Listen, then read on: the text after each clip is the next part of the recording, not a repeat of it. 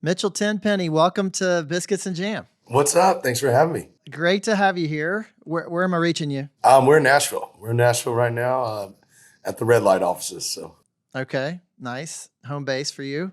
yeah. Well, Mitchell, I have interviewed a lot of people in Nashville over the years, but I don't often interview people that are from Nashville. And you were born and raised Nashvilleian.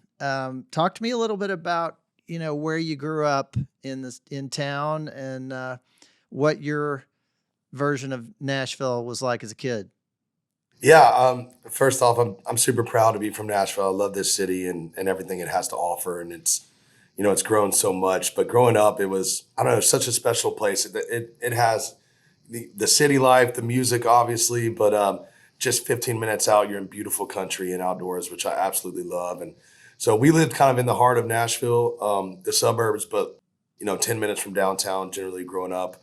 And now I moved out to the woods here recently, a little further out. But we were always around the growing music scene. My grandmother was in the business and ran Sony Publishing back in the day. So I was just always in town hearing songwriters and hearing songs before they were put out. And that was kind of my life. Nashville, playing sports, going to high school and listening to music and listening to new songwriters. And I don't know, I absolutely love my city, but it's crazy that it's grown this much. We actually have good places to eat now and restaurants that aren't just, chain restaurants, but and it's just, I don't know, it's exploded and it's crazy to see my city do that. It is crazy how much it's changed. I mean, my wife's from Nashville, and I've been going there since, late 90s, early 2000s, and it's a very different place now. I mean, Yeah. there really weren't that many places to eat, not great ones anyway, back Yeah. in the day.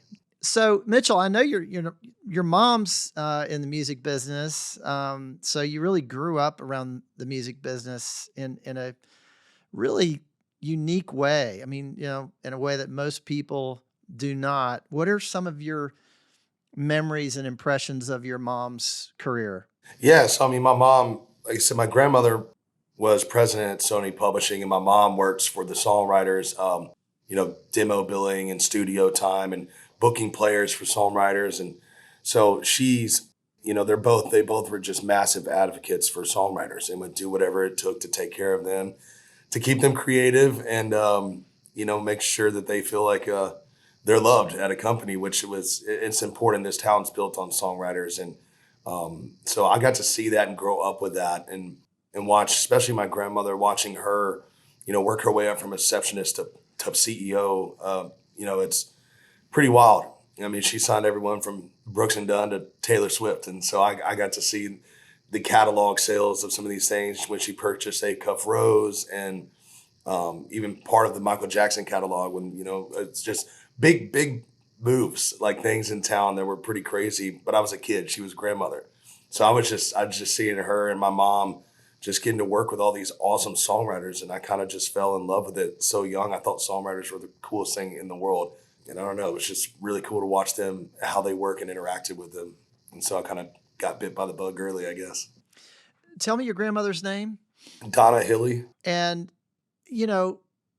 I would think at the time that she was really coming along and emerging in that business. I mean, this is a business that, has historically been really dominated by men. Absolutely. So, I mean, what a remarkable thing for her to be such a trailblazer and to Yeah. have so much success in that business. Absolutely. I mean, yeah, in that time, it was just unheard of. And for her to be a woman and to do that, and her other friends, Frances Preston and Connie Bradley, they were BMI and just three powerful women that were kind of running Nashville at the time, which is nuts and an amazing thing. The companies they built and what they did at that, like I said, at that time was just so impressive. And I'm honored to call her my grandmother. You had a tribute to your mom a couple of years ago called Mama Raised the Hell Out of Me. Yeah. Were you kind of a handful growing up? I don't think so. I don't think I was too bad. We didn't really get into too much trouble. We were good kids. We had our fun, but that's kind of what the song's about. She raised the hell out of me. She did a great job, and same with my brother. My brother's on the road with me. He plays bass, and so me and him together. it's got to be hard. I know it's got to be hard to raise kids, but two brothers right that close, three always competing and button heads and whatever it was, man. My mom was a saint, and she raised us right. She truly did. And so I just thought that title was interesting when I came up with it, and kind of a play on words. And so it's just one of those "Thank You, Mama" songs, but with a title that was pretty unique to me. Yeah, and I hear some echoes of "Mamas Don't Let Your Babies Grow Up to Be Cowboys" in there too. Yes, absolutely. That's what the whole thing's. Yeah, it's 100%. I love that song. It definitely was part of an influence. Mitchell, with all these musicians around and songwriters that you talked about, were there people that you met that had a particularly big impression on you? Oh yeah, absolutely. I mean, Brooks and Dunn for me, artist wise, like getting to see them up at my grandmother's office and walking around the buildings was pretty special. But I mean, for me, the most impactful was I went up to her office one day as a kid to say hey, and there was Curly Putman was in there, and he wrote "He Stopped Loving Her Today." Bobby Braddock was up there as well, and she goes, "These are the guys that wrote He Stopped Loving Her Today," and I remember it just snapped on me. I was like, this is what a songwriter does. Like, this is what my grandmother does. I was like, they're the coolest people. Like, you wouldn't know unless you know.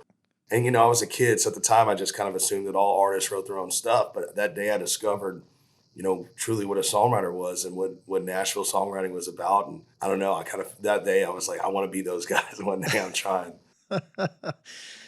Well, you seem to have done a pretty good job of stepping into that. So I'm trying every day, man. Thank you. But I was definitely inspired by the best of the best for sure.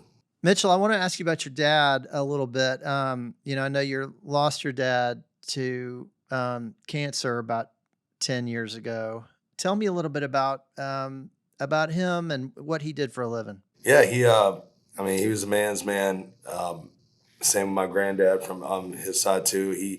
My dad worked at Bell South, which is now AT&T, climbing telephone poles and going down manholes. I mean, so it wasn't as glorious looking as my mother being in the music industry. He was a 9-to-5 blue collar, and could fix anything, handyman. I loved being learning a lot of lessons I learned watching him fix things and work on things, which is I think very valuable. But just a great guy, man. He always let me pursue anything I wanted to pursue, whether it was sports, music. I got a lot of friends that moved to town to do music, and their parents, would turn them away and be like, "Don't do that. That's so stupid to be a musician." I was very lucky I didn't have that. My dad and my mom always gave me their blessing, and that means the world to me, especially as you're a new artist or a young kid trying to write. Like, to have the encouragement from your parents and from your father figure who you look up to is everything. And so he was definitely that, and just an amazing dad. I just learned a lot. I'm so glad I got the years I did with him, because I learned a lot in that. I wish I had him today, especially as I'm an adult and getting married, and just things I wish I could have asked him. But he did such a great job in that amount of time that I'm just lucky I got that. You've got a new song out that's a tribute to your dad and your grandfather. It's called "Third Time," right? Yeah, the third. Yeah, like my name. Yeah. The Third. Yeah. And yeah, your name is Mitchell Tenpenny the Third, which I gotta say is about as cool a name as I've heard on this show. Well, thank you, man. Yeah, my daddy gave it to me. So. But talk to me about that song and how that one came together and kind of what it meant to you to put that down on paper and to bring it to life. Yeah, I'm the third on my ID. It's James Mitchell Tenpenny the third. My granddad was James Mitchell Tenpenny, so was my dad. But granddad went by James, dad went by Mitch, I went by Mitchell, just so we could tell each other apart. But I don't know. I'm just very proud of where I come from, and honored to share that name. And I thought this song, I wanted to write a song that kind of told people about where I come from, but also, just, I don't know, as you get older, I think, and you look back on things, family is everything. It means everything to me. And so this song was something I really wanted to share with people that are, listen to our music and kind of tell them where I come from. And also thinking about kids now these days. I'm married, and if I have a boy, is he got to be a fourth? Like, yeah. It's like just those things that play in your head that I need to get out and get on paper. And so that's what this song was all about, the third. And then we have this it's my third record coming out. So it just all kind of worked together to call the third and write a song about it. And so, yeah, man, it's just me just saying I'm proud to be James Mitchell Tenpenny, and I'm proud of where that came from, and I'm going to honor it and spread the good word through the name. I love the song. I love how it came together. I love the story behind it, and like I said, I love the name. Thank you so It's a much. I great name. appreciate it. Mitchell, you lost your dad, before really so much of this had happened. I'm not sure where you were exactly in 2014, but a long way from where you are now. I mean, you're playing in front of stadiums. Is that something that you think would have surprised your dad to see that? Yeah, man. I that's the one hardest part about it is I wish he could see some of the things that we've been able to do. Both his sons are on stage together, which is cool too. Having my brother on the road playing bass and singing harmonies with me, and just the things we've gotten to do and see and travel. I know he would be, think it's the coolest thing in the world. He used to play a little guitar. He always had an acoustic, and he would learn. He loved the Bee Gees and the Eagles, and so he was always playing stuff. So to see us on this level playing music, I think would have been really special to share with him. I know he's watching, but I think it'd be really cool for him to see, because right when he was passing away, I was in metal bands, screaming bands, and so I was a drummer and a screamer, and he was always cool with it, but that wasn't his style of music. So I think it would be really cool for him to see how we kind of ventured into our organic, natural lane of back into country music. But yeah, that is definitely one of the hardest parts about it is, not seeing him out in the crowd. But my mom's out there, and I think that's so cool. She's gotten to see a lot of it, and yeah, you just want to make him proud, and so that's definitely a moment that sucks that I don't get to have with him. But he would have liked this music a little better, you think? Yeah, I think so. He was a harmony guy, and just more. Yeah, it's less screaming and rock and roll, like metal, essentially. Yeah. Well, Mitchell, we always talk about food a little bit on this podcast, and I've heard you say that you're not much of a cook, but No. but what about your family? I mean, who was the cook in your family? Whether it was a mom or grandmother or an aunt or an uncle or whoever. Yeah, my grandma was an incredible cook. And my mom has her thing. She's got like 5 things that she's great at, and we loved it growing up. We just ate it all the time. So mom was good at that too. But my grandma, just southern grandma cooking, man. I mean, it's hard to beat. From breakfast to dinner to pork chops. Like I mean, just if you think about southern food, she was the best at it. And Her is this biscuits and gravy, Donna? man. Is Not this Donna. She was good too. She could make good. She had good chili and spaghetti, more of that, but she didn't really cook a lot. She would take us out to eat. But my grandma, my dad's mom, Carol Tenpenny, was the southern cook, and kind of spoiled me for life. I wish she was still around. If I could have her eggs and bacon, biscuits and gravy again, man, no one could do it like she did. It's the truth. So I miss that. and was she a Nashville person or Tennessee? Yeah, Nashville. We're all that side. The Tenpennys were all from here. Okay, gotcha. So Mitchell, with all that family in town, were the holidays a big thing in y'all's family? We get together for everything, man. I've had to tell my mom, I was like, man, we're rarely at home anymore. I'm like, we can't be going to every aunt and cousin's birthdays every single time. I love everybody, but let's do Thanksgiving and Christmas and the big ones. But anytime the family can get together, we always did, and we still do. But my grandmother Donna, she would lead a lot of that. Her house would be kind of the focal point of the family. Would always come there to eat, and then my grandma, my dad's side, we would do a lot of breakfast there with just the Tenpenny side. And is this people bringing a lot of dishes? Yeah, everyone contribute. Everyone brings their stuff. All the aunts and uncles, everyone's got their things they make, and Thanksgiving and Christmas they're awesome. It's that's why I look like this. So it's good stuff. So Mitchell, you've got a lot of references to the church in your music in different places, and I'm just wondering if that was a big part of growing up for you as well. Yeah, I grew up Southern Baptist. Went to Church of Christ school, David Lipscomb here in Nashville. Faith is a huge part of my life. my granddad and my grandmother too, Donna, they would teach at the church. They had their classes, their men's class and women's class. So they every single Sunday. And I don't know, I was just kind of raised on it, raised on faith. And as I get older, I love leaning on it. I need it. And so, yeah, it's a big part of my life. Something that's just been there from the beginning for me and been a staple. That's, I'm going to continue on. It's changed my life in a lot of great ways.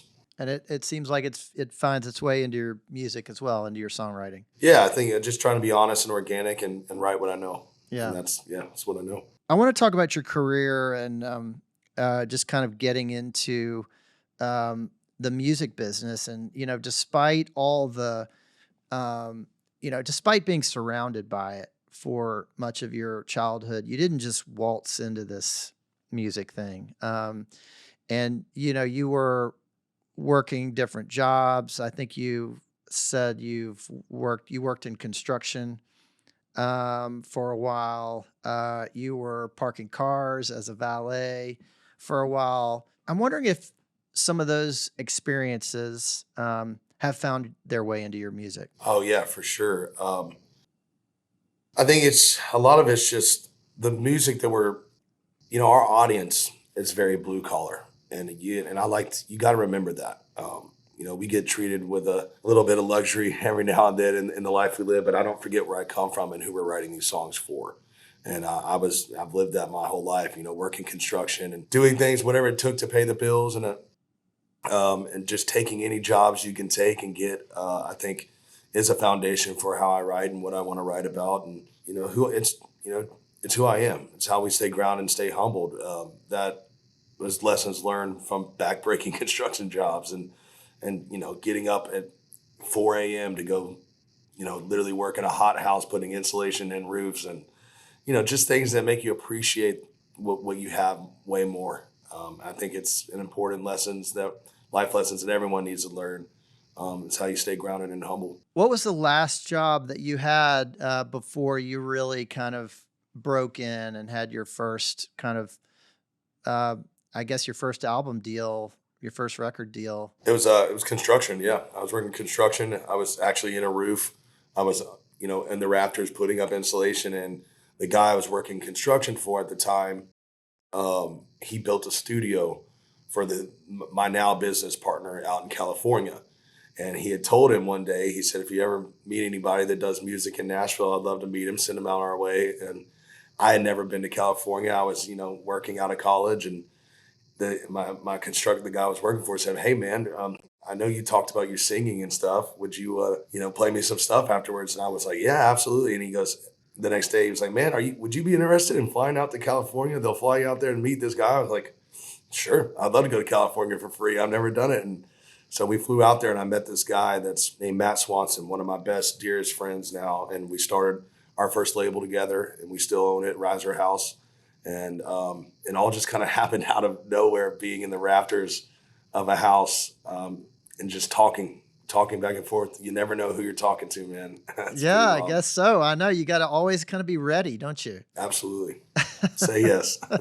I want to ask about some of your music. And there was a song that you had a couple of years ago that really kind of broke out. And I remember hearing this around, and it was We Got History. It felt like, I don't know, it felt like a little bit of a breakthrough for you. And I'm just wondering how that one came together. Yeah, that was definitely, a great song to have. It's been awesome for us. And to keep the momentum going after Truth About You and Drunk Me, it's always so scary to put out singles and be like, is this one going to do, what that one did, or is it going to be worse? And so I'm very grateful for what that one did. And I don't know, I just like a good turn of phrase. I like a good concept. And there's something that I thought was really unique about, we don't have a future anymore, but we got history. And my dad used to say too, and I don't have conversations or hang out with my ex-girlfriends, but I never left relationships bad.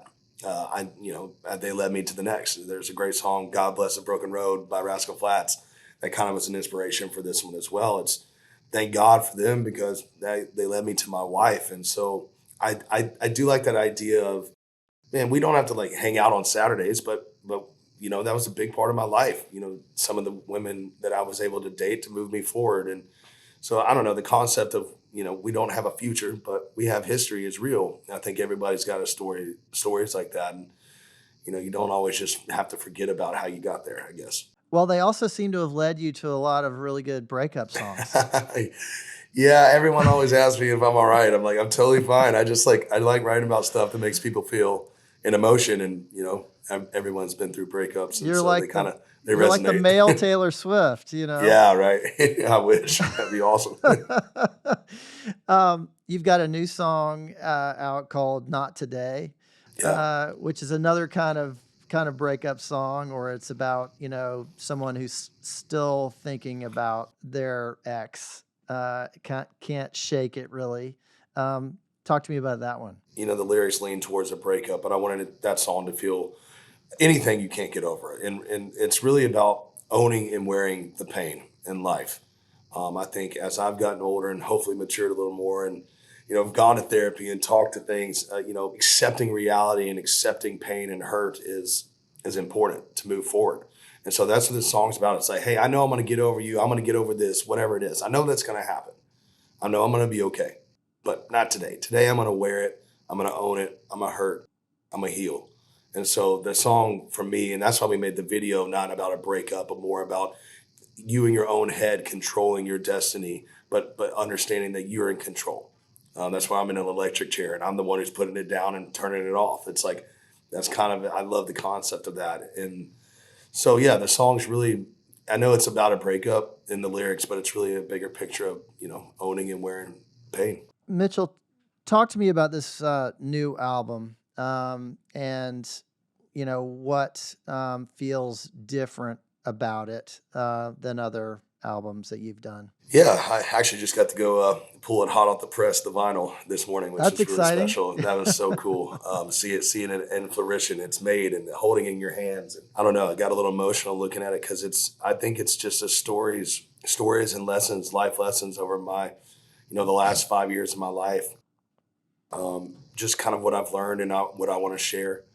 I think there's songs all over from different productions. We have 20 songs on it. So different styles, different concepts, different things about growing up and learning. I don't know, I feel like there's a song for everybody on the record. And yeah, it's definitely just kind of my story over the last 5 years that I feel like I was very honest on this record. What's a song on that record that kind of means a lot to you that we haven't talked about, that kind of feels like it was special as it came together? And there's one called Set It in Stone that I really love. And it's kind of where I'm at in life right now, which is, I want basically talking about your tombstone one day and what it's going to read. I want to make my family and my friends proud.